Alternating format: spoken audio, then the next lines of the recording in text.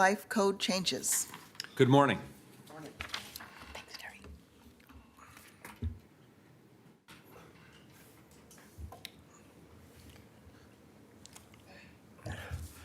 Thank you for the opportunity to testify. My name is Terry Parker. I'm a fourth-generation Portlander. Portland is a city of neighborhoods. With the current commission form of government, neighborhood associations and coalitions are the only geographical representation within the civic engagement process. Local residents are the people that have the everyday firsthand knowledge of neighborhood livability issues. The 2016 Auditor's Report, supported by the 2008 Community Connect Report, recommends that Portland's civic engagement framework of neighborhood associations needs to be strengthened and expanded. This includes updating the code and standards to give formal recognition to other community groups, allowing them to receive the benefits and notifications the NAs receive.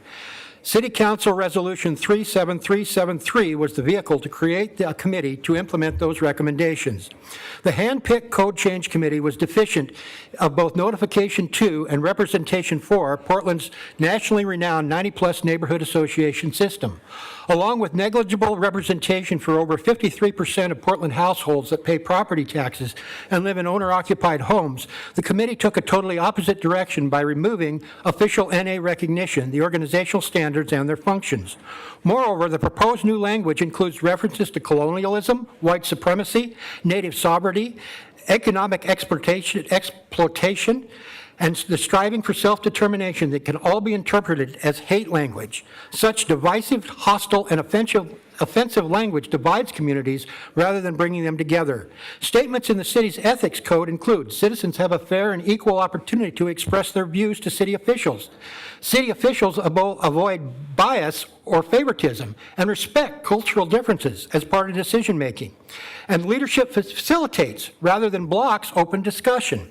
With a hand-picked committee lacking balanced representation and a director of civic life demonizing neighborhood associations by calling them devastating to Portland and obvious detest towards the NAs, and the inclusion of unprofessional proposed language that can be interpreted as hate language, has civic life also rewritten an unpublished version of the city's ethics code? Civic engagement must not come from special interests in closed-door back rooms or become a hand-picked administrative task under the control of a czar-like bureau director. The all-inclusive leadership role belongs with the city council.